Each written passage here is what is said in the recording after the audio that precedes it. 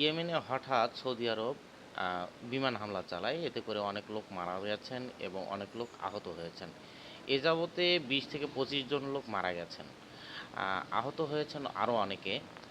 তার মধ্যেও অনেকেই হয়তোবা মারা যাবেন, কারণ তাদের অবস্থা খুবই খারাপ।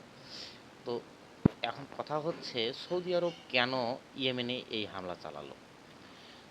ইয়েমেনের দুটি গোষ্ঠী আছে সরকার বিরোধী। একটি হচ্ছে হুতি গোষ্ঠী, আরেকটি হচ্ছে এসটিসি। তো এই এসটিসিকে সহায়তা প্রদান করে আরব আমিরাত, আর হুতিকে সহায়তা প্রদান করে আপনার ইরান। এখানে এটা হচ্ছে কিছুটা সৌদি আরবের দাবি এটা। এখন কথা হচ্ছে, ইরান তো বরাবরই সৌদি আরবের বিপক্ষে।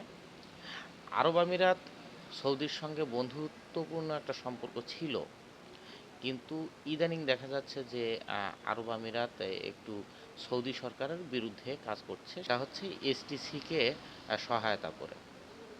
কারণ এসটিসি চাচ্ছে দক্ষিণ ইয়েমেনে আলাদা একটি রাষ্ট্র তৈরি করতে, এবং তারা ইয়েমেনের কাছ থেকে আলাদা হতে যাচ্ছে। অন্যদিকে সৌদি আরব চাচ্ছে ইয়েমেনকে দখলে রাখতে এবং ইয়েমেনে তাদের সামরিক ঘাঁটি স্থাপন করতে। অপরদিকে আরব আমিরাত যদিও এ ধরনের কোনো মতামত প্রকাশ করেনি, কিন্তু তারপরেও এসটিসিকে তারা যেভাবে অস্ত্র এবং আর্থিক সহায়তা দিয়ে আসছে, তাতে করে তাদেরও মনোভাব আছে যে তারা সেখানে ঘাঁটি গড়বে। আর অপরদিকে শিয়াপন্থী ইরান, তারা তো আগে থেকেই আপনার হুতিদেরকে সহায়তা করে আসছে। অনেকের ধারণা যে ইয়েমেনে তেলের মজুদ আছে, যার কারণে এই তিনটি দেশ ইয়েমেনকে দখল করার চেষ্টা করছে। অপরদিকে ইয়েমেনের যে সাধারণ জনগণ রয়েছে, তারা চান বা তারা মনে করেন যে একটি ক্ষমতাধর দল দেশটাকে চালাক।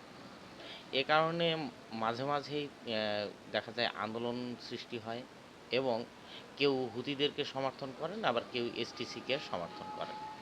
এই নানাবিধ কারণে ইয়েমেনে এক ধরনের প্রক্সি যুদ্ধ চালু হচ্ছে, বা প্রক্সি যুদ্ধ চলছে।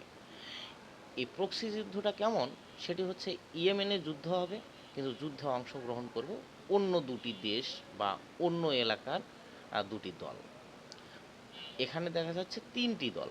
একটি হচ্ছে ইরান, আরেকটি হচ্ছে সৌদি আরব, আরেকটি হচ্ছে আরব আমিরাত। কিন্তু কথা থেকে যায়, সেটি হচ্ছে এই তিনটি দল বা তিনটি দেশই কিন্তু মুসলিম কান্ট্রি। মুসলিম কান্ট্রির তিনটি দল একে অপরের বিরুদ্ধে লড়াই করে যাচ্ছে। তাহলে কি বলা যায় যে মুসলিমরা নিজেরাই নিজেদের শত্রু? নিজেদের মধ্যে এত মারামারি কোন্দল, এটি কেন? সকলেই তো পারেন যে একসঙ্গে ইয়েমেনকে একটি উন্নত পরিবেশ দিতে, কিন্তু সেটি তারা করছেন না। তারা নিজেদের মধ্যে যুদ্ধে লিপ্ত আছেন।